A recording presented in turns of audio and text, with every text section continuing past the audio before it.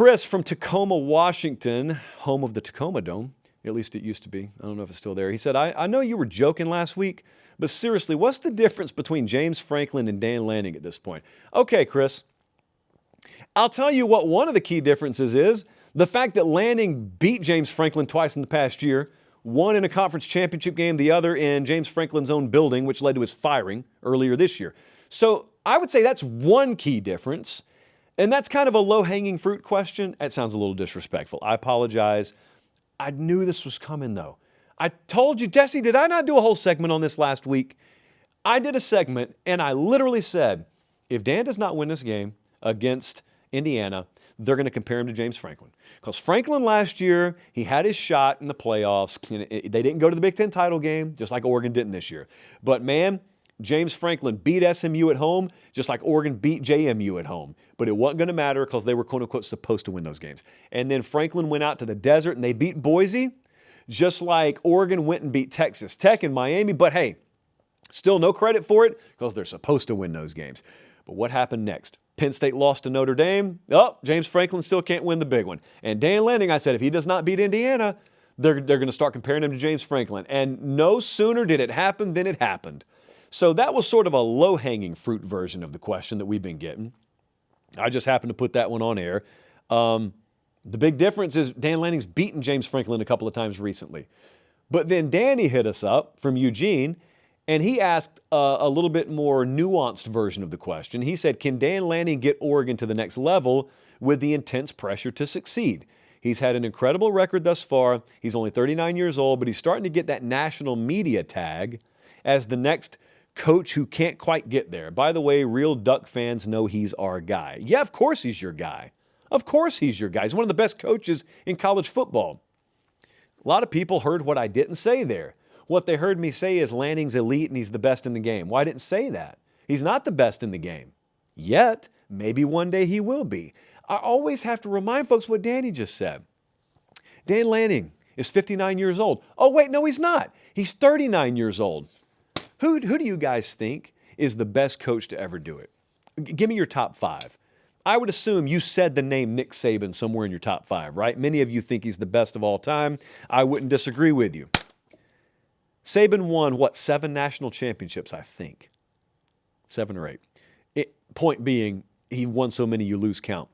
He won his first title when he was 52 years old. Lanning's 39. Lanning is over a decade younger right now than Saban was when he won his first of 7 or 8 or however many rings he ended up winning. So I would just humbly suggest to you there could be a world where Dan Lanning's still figuring it out. Dan Lanning didn't have 2 or 3 other head coaching jobs before Oregon, by the way. This was his first one. So has he been put in a compromised position occasionally? Did Ohio State get up on him big last year? They sure did. Did Curt Cignetti, as part of a legendary run, just dunk all over him and Oregon in the semifinal the other day? Yes, he did. Yes, he did. There are bigger tragedies in life. One of them in football would be not even having a chance because you're not in the postseason to begin with. Hey, quick time out here. Are you subscribed to the channel? It doesn't cost anything. It's free. Please do it. It helps us maintain the show at this level. That's it. That's all I got. Back to the clip. Because there are plenty of high-priced, highly paid head coaches out there who are older than one Dan Lanning that aren't there. It's okay to criticize the guy. I just think the criticism needs to be way more nuanced. Like if you don't think they're developing a specific position, if you don't think that they're executing in a certain facet of the game, that is totally valid criticism that I'm sure he would share himself if he were on the show right now. But just he can't win the big one or he's overrated. That's just foolishness. There's plenty of room for that out there, plenty of shows like that. I don't like to traffic in that here. I would also say this. You know, there are a fair amount of people out there that are taking this opportunity to dunk all over Dan Lanning and say he hadn't won the big one, he's not going to win the big one, he can't win the big one. Those people don't want you to remember what they used to say about Kirby. It's been a little while now. It's been over half a decade. But what if I told you there's a person out there yelling from the nearest Twitter mountaintop, Dan Lanning can't ever win the big one, who used to say Kirby Smart can't win the big one? Because they're out there. See, Kirby didn't win overnight at Georgia. He started to win regular season games. He kept on running into Alabama and losing and losing. And then finally, several years in, they lost to Alabama. Then they got a shot in the rematch, and they beat them, and they won a national championship. And all of a sudden, the Saban hump that Kirby couldn't get over, it just turned out he hadn't gotten over it yet. The national title, the big one, Kirby couldn't win. It turned out he only hadn't won it yet, because then he did, and then he did it again, and then it was a non-issue. And what did they do? Did that little feral group of internet people, did they disappear? No, they just moved on to the next piece of low-hanging fruit that they could swing at, because they're not very tall, so it's got to be low for them. It just happens to be Dan Lanning right now. James Franklin's still there, but it happens to be Dan right now. And you know what you can do to shut him up? Win. You eventually got to win those games. All I'm saying is, at age 39, he's still got a lot of runway left in front of him to figure out how to take off. Or in other words, win it all. Win a national title. My guess is he'll end up doing it. That's my guess.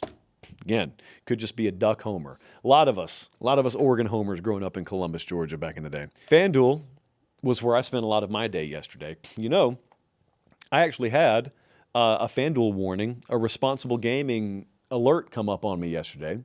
Now, it's because I left my account signed in too long. And that tool was a time limit tool that FanDuel has, and every now and then I just talk to you guys about this instead of promoting FanDuel. Like, of course, you know the playoff odds are over there. NFL playoff odds are over there right now. Yes, you can do that. But every now and then, I like to talk to you about responsible gaming instead, and FanDuel affords us the opportunity to do this. So the responsible gaming tools are a must. Like, if you have an account at FanDuel, or if you're ever considering having one, make sure you understand. I've got them all written down here. The My Spend tool, deposit alerts, deposit limits, the time limit one got me the other day. That's basically when you've been sitting on that thing for hours, there's an alert that pops up and says, hey, bud, you've been logged in for like 3 hours. You okay? You probably need to take a little break. Now, in my case, I just accidentally left it logged in. So I respectfully said, no thanks, I'm moving on. But you got loss limits. These you can set for yourself to where it's inoperable once you hit these limits. Wager limits, timeouts, self-exclusions. There are a litany of them. And I always encourage any of our viewers or listeners who sign up for an account at FanDuel, even if you're ready, even if you have disposable income that you can afford to wager, do it smartly, do it responsibly, and make sure you don't get yourself in trouble. It is not a place you want to be. There are addictions of all kind, gambling not the least among them. Don't ever get yourself there. And make sure if you have any doubts about it, you're not doing it until you're sure. And make sure that you understand those tools are there for a reason. They're there to help. And I appreciate FanDuel agreeing to be the odds presenting partner of this show, but also letting us carve out time on the show occasionally to go over that in lieu of just our usual promoting of the platform itself.